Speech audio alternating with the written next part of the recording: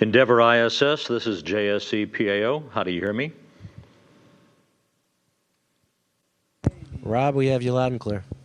Good to see you, Ron, and the rest of the crew, and we have questions here in Houston. Hi, this is Robert Perlman with CollectSpace.com with a question for Mark Kelly. This is, of course, the final flight of Space Shuttle Endeavour, but it's coming just before the 40th anniversary of another spacecraft named Endeavour flying to the moon on Apollo 15, and while a rover, Opportunity, is making its way to a crater named Endeavour on Mars.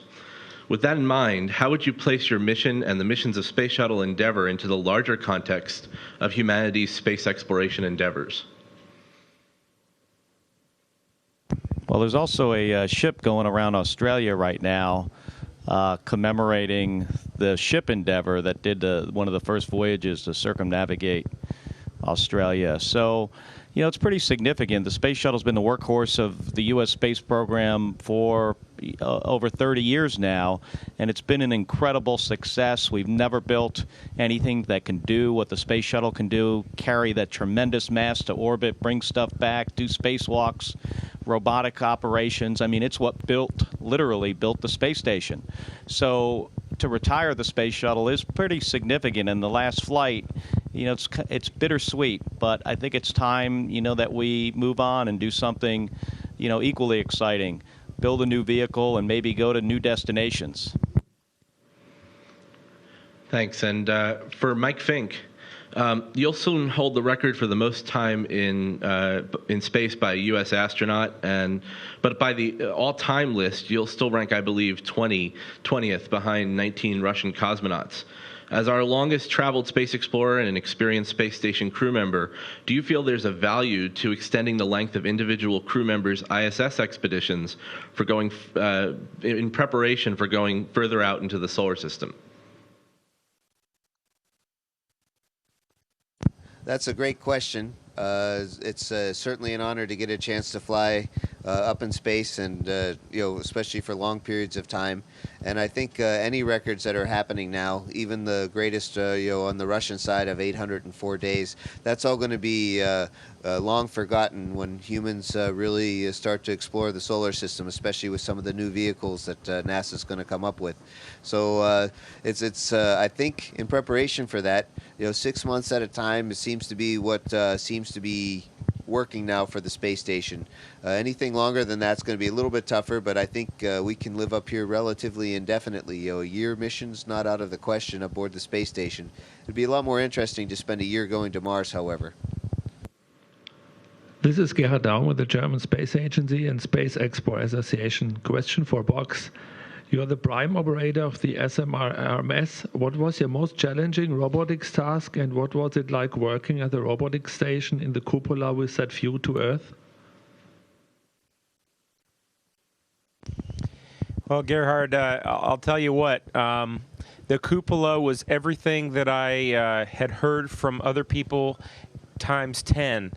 It's a magnificent view. You have a view of literally half of the space station operating from the cupola. Some of the robotic ops that we did on EVA-2 didn't even need any cameras. You could just look out the window. A lot of the robotic ops that we're doing on this mission are located on the other side of the station. For example, when we installed AMS and ELC-3, so the advantage of the cupola wasn't apparent as far as looking out the window, but just as a place to be, as a place to operate the robotic arm, it was a wonderful, and it is a wonderful, wonderful place to be. Thank you. Question for the spacewalkers Drew and Mike. For Drew, you performed 3 EVAs, kind of a surgery, on the final Hubble servicing mission, and 3 on this ISS mission. What are the major differences executing the EVAs on Hubble and the station, and what were the most difficult and most exciting moments? Well, Gerhard, thanks. That's a good question and a tough one to answer. I can tell you that each of the EVAs were challenging, and I can tell you that now after 3 days of being outside, I'm pretty worn out, and my hands are very tired as well, and I don't know that I'd be ready to go out tomorrow like Mike and Greg are going to. But the differences, of course, are that Hubble is very close to our airlock, and we don't have to travel far into the payload bay to reach it and perform the tasks. And of course, with Space Station, we traverse over long distances, and especially in the dark, it's very easy to get a little bit disoriented and sometimes lost. And I know I went the wrong way a few times, at least briefly, trying to understand really where I was headed. So, but the work is challenging. Fortunately, the space station was built to be serviced by astronauts. Hubble was not built really that way, although we have performed many servicing missions to it. So the tasks are just as challenging. I worked just as hard. In fact, I think harder with all the activities we had, and we're just happy to be done with 3 successful spacewalks and looking forward to a 4th. And for Mike, you performed 6 EVAs in the Russian Orlan spacesuit during Expedition 9 and 18. On this mission, you executed 2 of your 3 planned EVAs in the US EMU spacesuit. What are the advantage and disadvantage of each type of spacesuit, and are the tasks easier to execute in either the Russian or the US suit? That's a great question. I've had the privilege of being in the Russian suit, and I like it very much. The Orlan is pressurized to about 6 pounds per square inch, or 0.4 atmospheres. It's a very serviceable suit, and we don't have to spend a long time getting ready.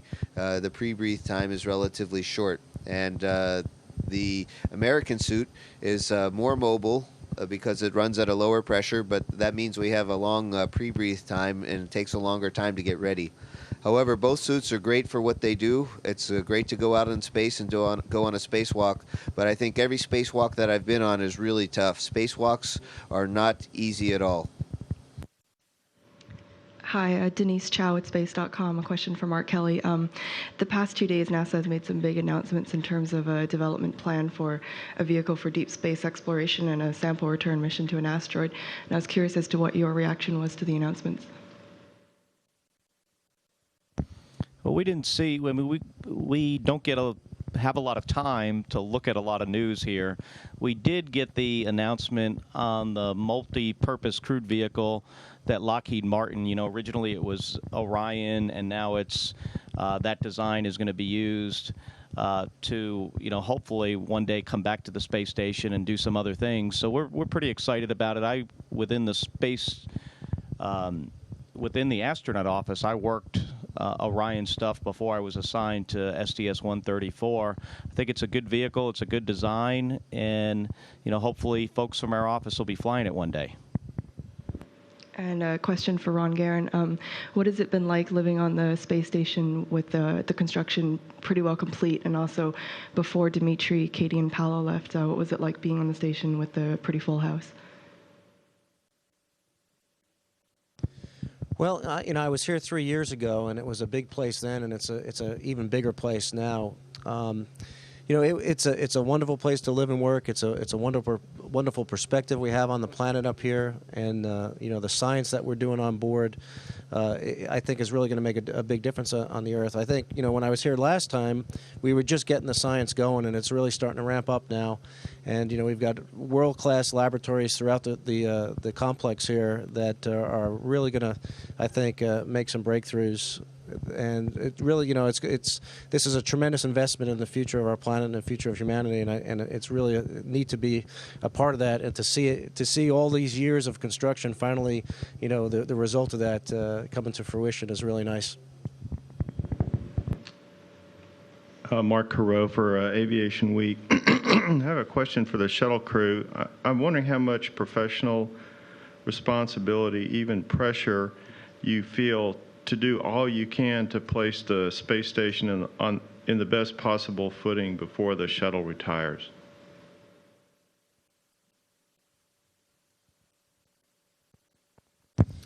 Hey, that's a very good question, and it very much is a big part of our mission. I mean, this is the last flight really before the station is considered assembly complete.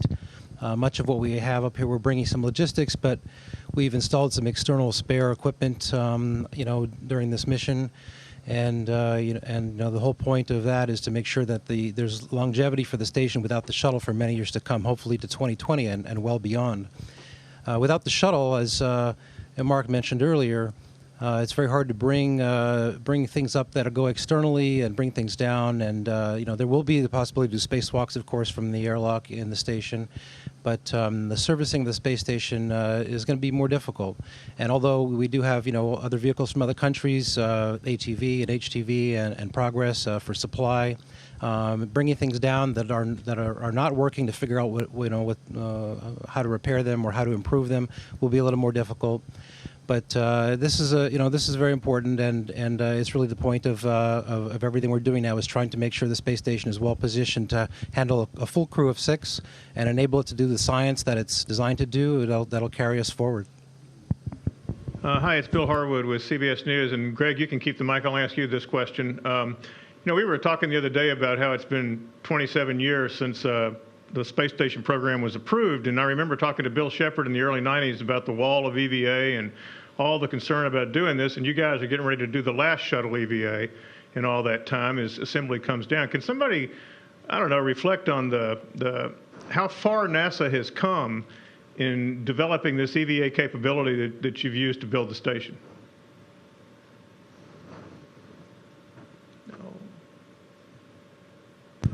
Well, that's a good point that you've made, and certainly being able to perform spacewalks is critical to the life of the space station, and we've seen that on every shuttle mission and many of the space station expeditions that have been here, the requirement to perform EVAs.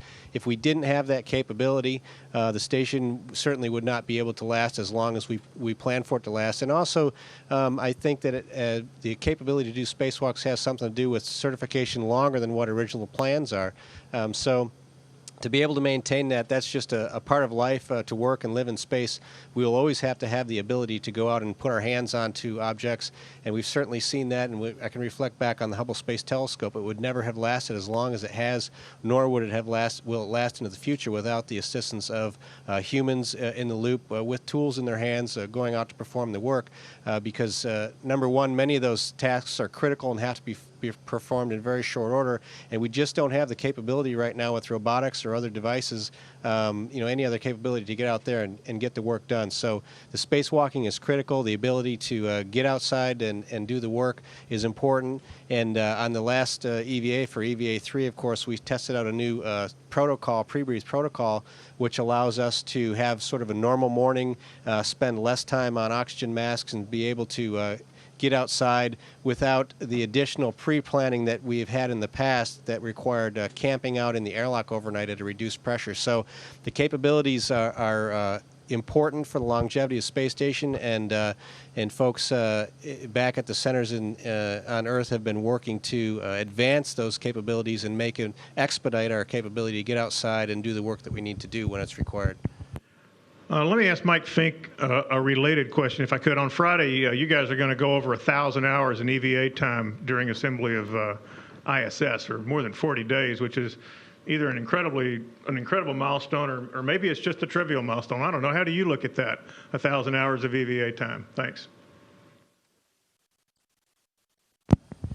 Yeah, 1,000 hours, that's pretty impressive. In fact, we had concerns when we were first designing the space station of how much time EVA, zero-G EVA time it would take. Up at that point, we weren't really as experienced with EVA. The shuttle program paved the way with some of the earlier EVAs, getting our extravehicular mobility unit, EMU, up and running, and then getting it to really shine. Some of the tools and techniques that came along for space station building are very helpful. The stints that we did at Hubble Space Telescope, we still use some of those tools to this day for the space station.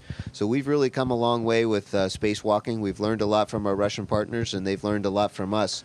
And the new suits that we have and their capabilities allow us to do longer spacewalks. I don't think anybody 10, 20, 30 years ago would imagine that we would have so many 8-hour spacewalks, even like the one we had just this week.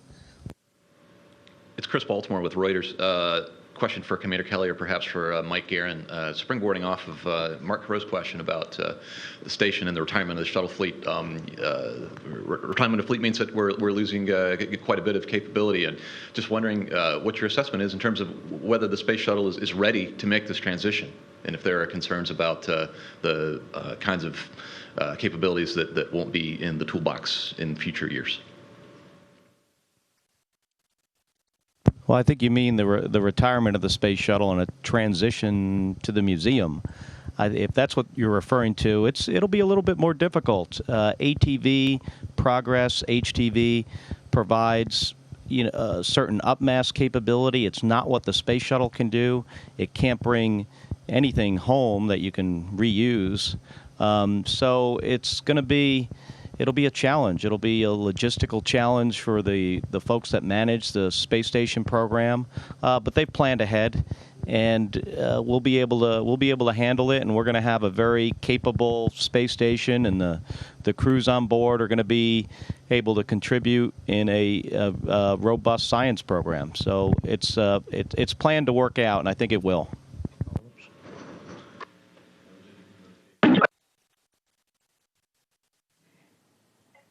Endeavour ISS, this is Houston ACR. That concludes questions from the Johnson Space Center. Please stand by for a voice check from KSCPAO. Endeavour ISS, this is KSCPAO. How do you hear me? We got you loud and clear. How do you hear us? Loud and clear. Of the Associated Press. Could I start with you, Commander Kelly? I know you've been chatting by phone with your wife daily. I'm just wondering, have you had a chance to video con with her yet, or is that in what days are left of your mission? Yeah, the plan is to do that tomorrow, as a matter of fact. So I plan to do it from the cupola, give her a chance to look outside, look at the space shuttle dock to the space station. That's an incredible view to see Endeavour sitting there with the planet just below its tail. You can see, I mean, you're pretty close, and I'm looking forward to talking to her. I've been speaking with her every night before I go to bed. It's her morning, but it'll be nice to do it via video, be able to see how she's doing, and for her to join us on board the space station for a little bit. How long of a session do you expect that to be, and is it going to be a special treat for you to see her post-surgery with the repairs to her skull? Well, I think she still has bandages on, so I haven't really thought about what to expect. The amount of time is, I think it's about 20 or 30 minutes. Those things typically are. Hopefully it'll be in a day pass, so I could show her some neat views of the Earth. Thank you. And I'd like to ask a few of the shuttle crew members their thoughts, their reflections on Space Shuttle Endeavour's. The flight's almost over. This is almost it. There's just a couple more days left for flying for Endeavour. What are your thoughts when you take a moment to pause and think about that?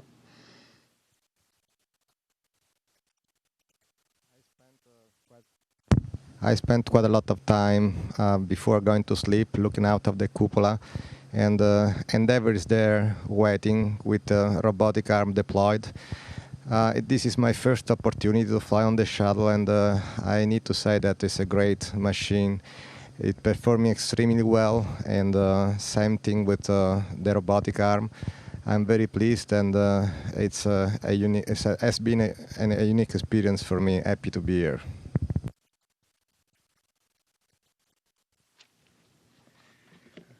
Todd Halverson of Florida Today for, one of the American guys.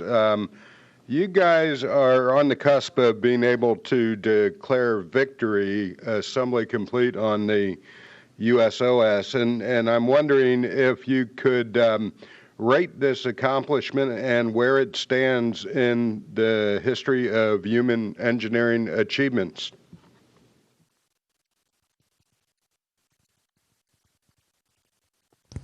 Yes, you're absolutely right. We have one more EVA that's going to leave the boom from the shuttle behind that can be used for helping us reach different parts of the space station robotically if needed later. We've already installed pallet of external spare equipment. And but you know, the part that we've added that was most significant on our mission was the alpha magnetic spectrometer.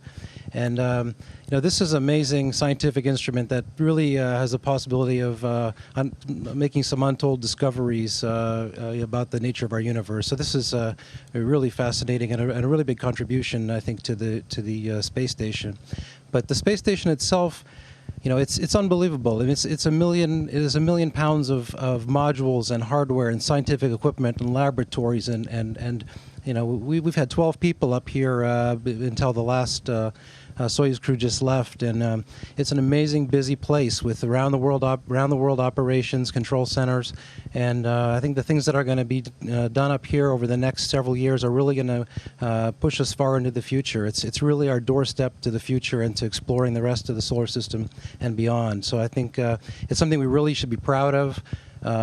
Not just Americans at all, but Americans and Russians and all of Europe and Canada and all our international partners. It's really an amazing Japan, a really amazing thing we've done together, and it's going to be a terrific next decade, I think, all working together toward the future. Thanks very much for that. I wanted to ask Mark Kelly about the upcoming atmospheric reentry and landing. This is going to be a night landing, and I think it might be your first night landing, and I'm wondering what you think the challenges are going to be, and if you could kind of give us an idea, what do you think it'll be like? Thanks. Well, the biggest challenge is it's going to be dark. You know, that's, you know, night landings, the fact that you don't have a horizon out the window could be a little bit more of a challenge, but these are mostly instrument approaches. I mean, they really are. I mean, we fly the equivalent of what an ILS would be in an airplane. It's a much steeper glide slope, about 20 degrees instead of about 2 or 3 degrees. So, but we fly the approach exactly the same. We have some very bright lights on the runway, so once you get down below about 100 or 50 feet, it's almost like daytime there when you get very close to the ground. I've got a lot of night landings, over, I think, about 100 on an aircraft carrier. Those are challenging, too, so I've kind of been in this position before. I'm ready for it and look forward to it. Endeavour ISS, this is Houston ACR. That concludes questions from the Kennedy Space Center. Please stand by for a follow-up question from the Johnson Space Center. Hi, this is Robert Perlman with CollectSpace.com again with a question for Ron Garan. The shuttle crew brought up with them Lego sets as part of an educational outreach project. And I know Katie Coleman was, quote-unquote, trained by her son with the expectation that she would be building them. But how are your Lego building skills, and what do you hope kids watching and perhaps even building along will take away from the experience? Well, I mean, education outreach is a big part of what we do at NASA. I think just the fact that we're flying in space and the amazing things that we're doing in space are very inspiring. I know that when I was a kid, I was inspired by the space program, and you know, as far as the Legos go, I think my Lego skills are pretty good. I'll have to see, but you know, we have lots of different methods of education outreach. That's one of them, and you know, I think that's, you know, one of the reasons why we have the space station is to inspire the next generation. Hey, it's Bill Harwood one more time with a question for one of the Russian guys, if I can, for Commander Borisenko. You've been up there for a while. I'm wondering what your impression of life in the space station is and how you're enjoying your stay so far.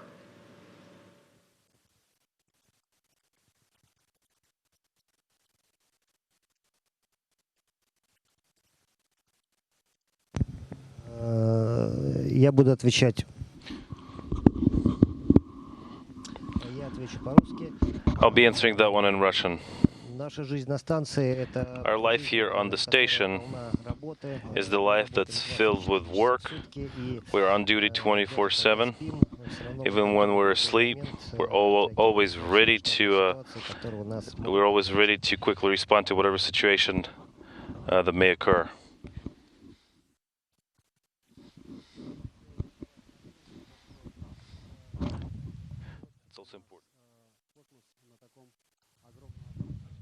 that this has been the first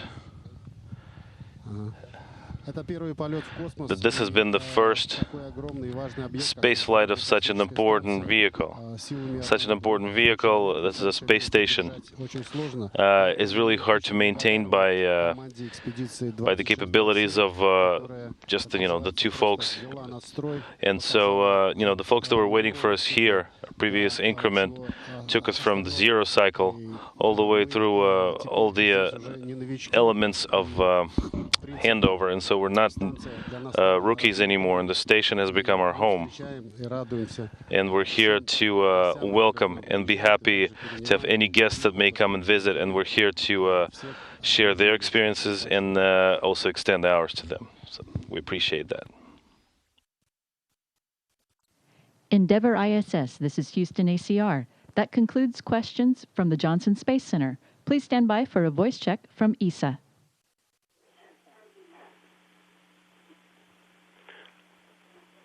ISS, this is ESA PO at the Italian Space Agency. How can you hear us?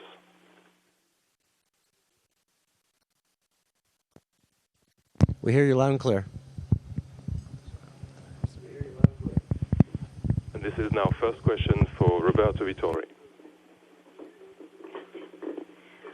Buongiorno Roberto, sono Good morning, Roberto. This is Gabatis Foglia. In the moment that you enter in the space station, is the first time that two people were at the same time. Unfortunately, due to availability, we didn't have chance to see your entrance. Can you please tell us how it was? The operations, when we got in the station, and then the proof in order to check the pressure of the shuttle, finally, we opened the big door. In reality, it happened in two phases. The first phase is me and the commandment. We went to open the big door and to remove one of the most important experiences of the mission experiment. When we opened the big door, I saw Paolo on the other side. We said hi to each other. Then I got back and we went to put on the side the experiment. There was the whole equipment inside the station. The first effect in the shuttle was very particular. Everything flowed, but in reality, we work in a shuttle in a very small place. Therefore, the floor is not very comfortable. Entering inside the station changes the way to work. The space of the station is much bigger. The first effect is to come out from a tunnel very tight to a bigger place. At that moment, I went through the arch, the big door. Paolo was there with the other 5 members of the crew, and we said hi to each other and hug each other. We are Vittorio Argento. How were the experiments, but also the very small experiment? How did they go? AMS was distilled since the 4th day. We did a double operation, 2 robotic arms. Me and a colleague of mine, we were inside the shuttle in order to operate the robotic arm from the shuttle AMS, and then we passed it to the robotic arm of the space. Now it's working, it's already on, everything was perfectly, and it's transmitting already. And now we have great wishes to good results of the universe. Also, with other pleasure, I did all the Italian experiments. They were all turned on. Obviously, these experiments, they are all working, they are all functioning perfectly.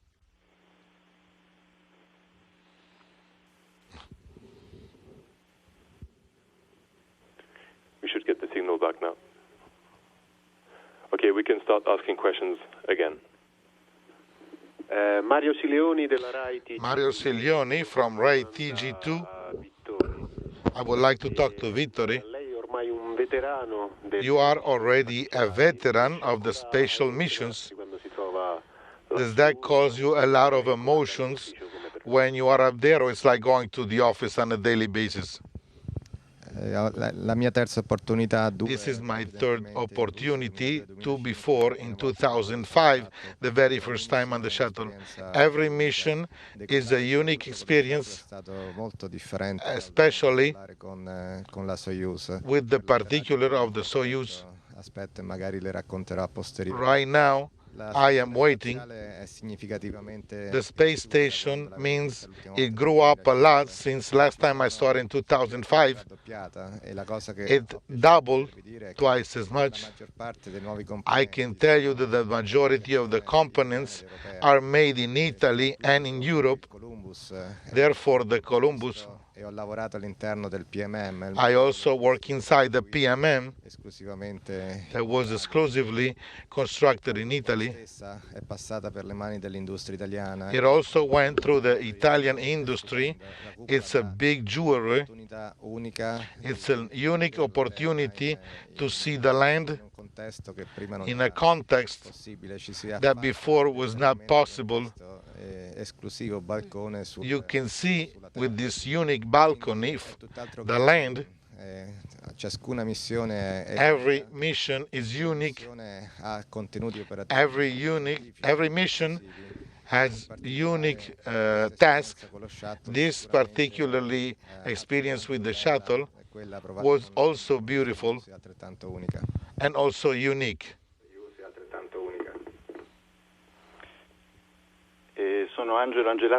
This is Angelo Angelastro from TG1. I would like to ask Vittori one curiosity. You are meticulously trained to fly, therefore you are able to confront every situation. Can you tell us some occasion that you had to use your knowledges and abilities? The training, the way to interpret the Russian experience and the American one, it's a very systematic training in the specific of the mission 134. We did 2 years of training. It's impossible to reproduce the microgravity. It is impossible to produce in the land the very particulars, the way you work in the station outside the atmosphere of a structure very particular, which is the International Space Station. In reality, it helps you to get to know under the systems, but in reality, it's all a real time from the moment that you turn off the engines to the moment that your body gets adapted. All this cannot be proved through training, and it becomes a real time of proof what an astronaut can do and can adapt to those particular conditions, and also by becoming a treasure whatever you learn. But the space flight is something you have to adapt yourself in the moment that you're not allowed, to train yourself. There are exceptions, like example, to adopt yourself on the land with a special technical way in a swimming pool where the astronauts, they use certain suits with a certain equipment that they float inside the swimming pool Also, the training in the water gives you training, but it's not identical. Therefore, you have to adapt yourself in real time. Laura Ceccherini, SkyTG 24. Mi piacerebbe conoscere un po'. I would like to know the emotions. Is there a moment that you might remember or not forget? I would have liked have had the camera at the moment of the launch of the shuttle. That's one of the most emotional moments of all the mission. 2 years in training, and also when they count down the last intention, the 29th of April,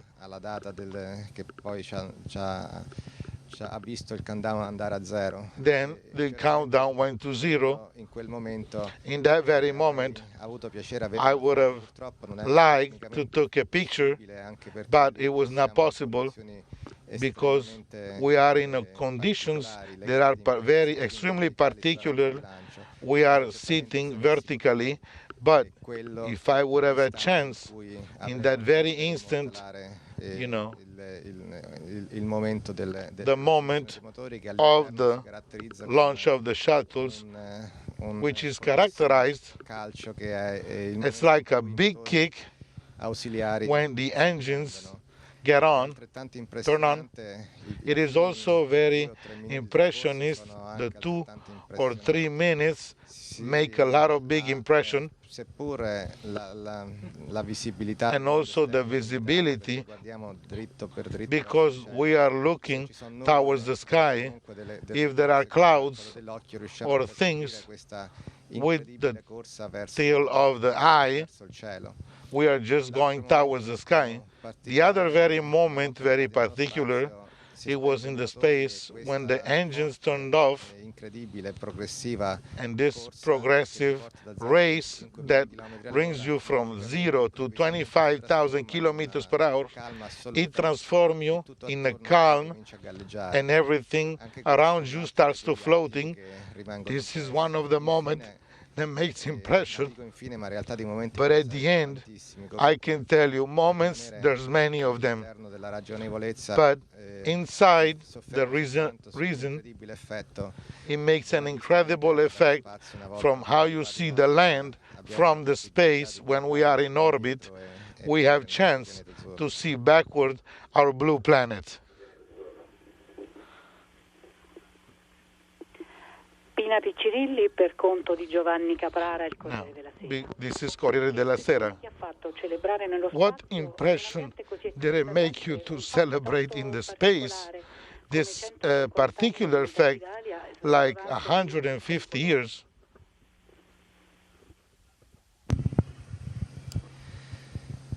One of the things that I do with more pleasure, I always try to do not lose the opportunity to look outside when we pass over Italy. It is very hard and extremely to take a picture because Italy is always partially covered. So I always wish to surprise or to see them so I can take a picture of Italy. And also when I pass by the station, it's something that hits you the eye. Italy, is all one and unique. It is different from the European continent due to the Alps and the mountains. And you see it in this beautiful Mediterranean Sea with Sicily that are around. This image is the symbolic trip of the flag that in one occasion they gave it to me, celebrating the 150 years. This sense of Italy, this desire to transmit the enthusiasm in order to see that Italy is not only present at the International Space Station, but is also protagonist. Like you said before, a significant percentage here. They are made in Italy and they went through Italian hands, and they are exclusively were constructed and financed by our Italian industry. Until a few days ago, Paolo Nespoli was here too. Now he got back to Houston inland. And also for both of us, it was a very big honor to be part of this spatial agency through NASA.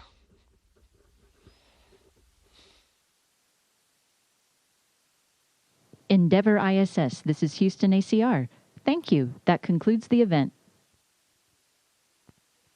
Thank you, media, JSC, KSC, and in Italy. Station, we're now resuming operational audio communication. Hey, thank you, fellas. That was a really great job.